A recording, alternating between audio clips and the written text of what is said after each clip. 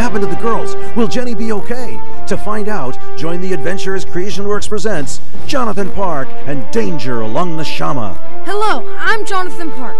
My family and our friends, the Brennans, run a creation museum near Abiquiu, New Mexico. We were gearing up for tomorrow's Visitor Appreciation Day. Well, thank you all for meeting this morning. You're welcome. Good to see everybody. Okay, Creation Response Team, we've all had quite a night. That's for sure. At least we found out that Chester Dillon and his ranch hands have been the ones sabotaging the museum and are after oil on our property.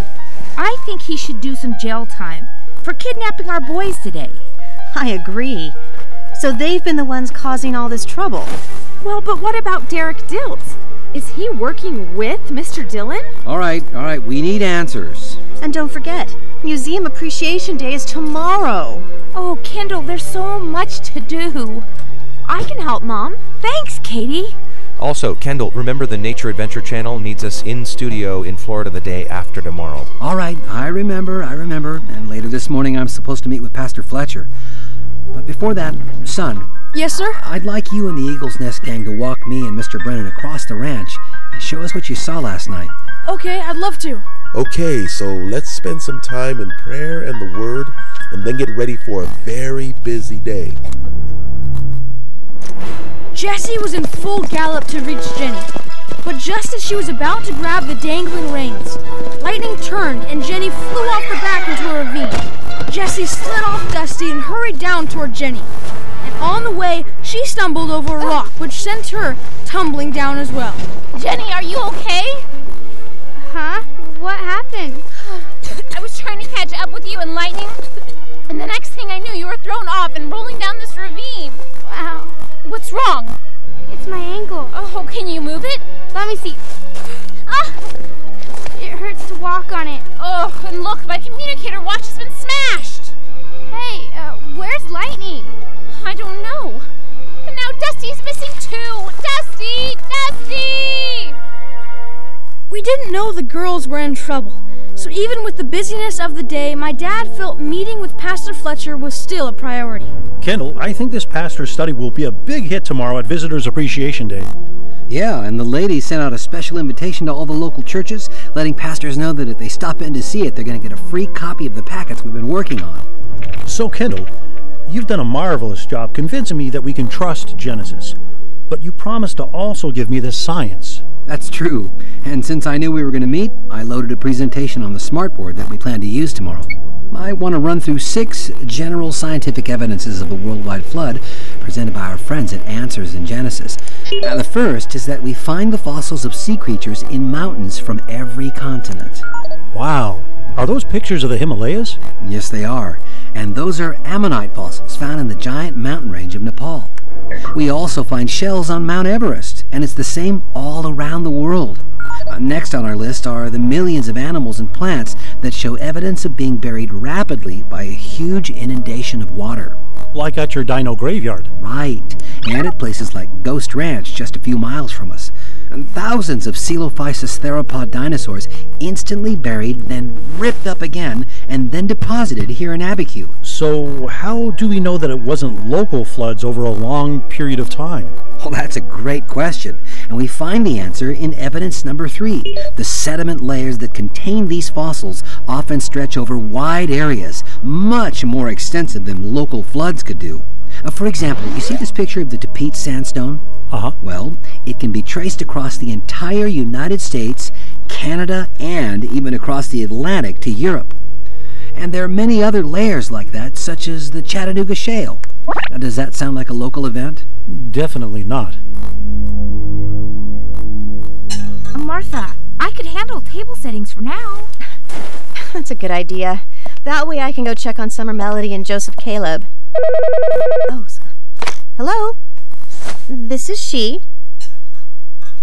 What? The pianist for your group broke his hand? Oh, no. What? Oh, but we need music for our special appreciation banquet. Okay.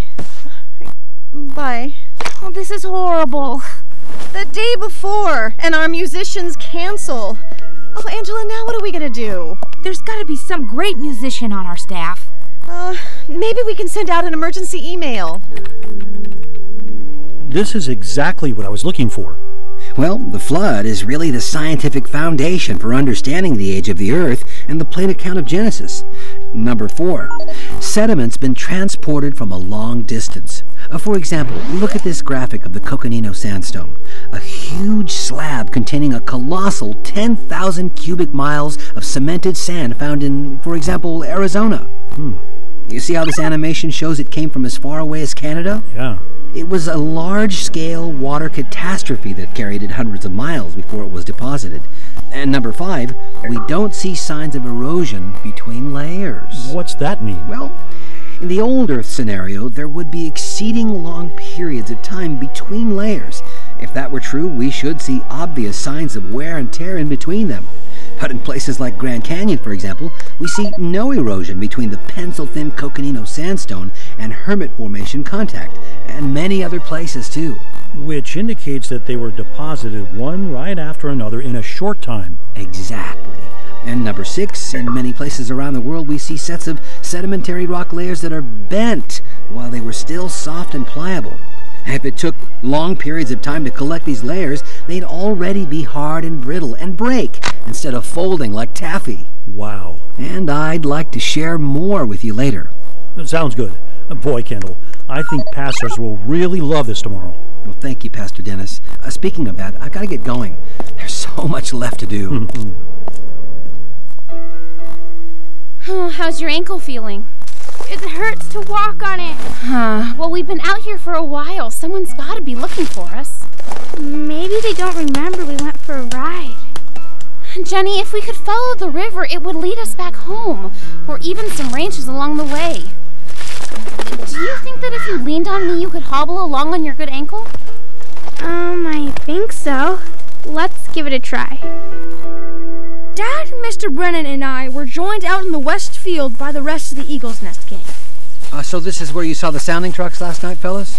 Yeah, right here. Kendall, do you really think there could be oil on the ranch? It's hard to know for sure, but it explains all the strange things happening. So once the trucks were done here, they made their way that direction. To Chester Dillon's ranch. Look, Mr. Brennan, here comes Dusty. What? How? Why is she running loose? Dusty, come here. Come here, girl. And she's got a saddle on?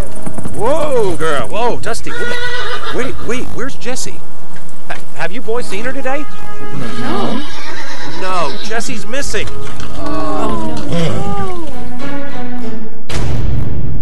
I can't believe it. Okay, Lorraine and I will say a quick prayer, and then I'm on my way up. Goodbye. Jenny's missing? Yes. I've got to get up to Brennan Ranch right away. You should call the police. They already have, but they're going to be delayed, so in the meantime, Kendall and Jim are headed out to find them. Call Dean. Dean? Yes, it's time to lay aside your differences. Dean knows that area just as well as anyone. He'll want to help. You're right. Since Dean had rescued us from being kidnapped by Chester, he decided it was time to leave the ranch as quickly as possible. Come on, horse. You too, Caliente. We've got to get out of here. Thought I'd find you in here. Chester! You betrayed me, letting those boys go.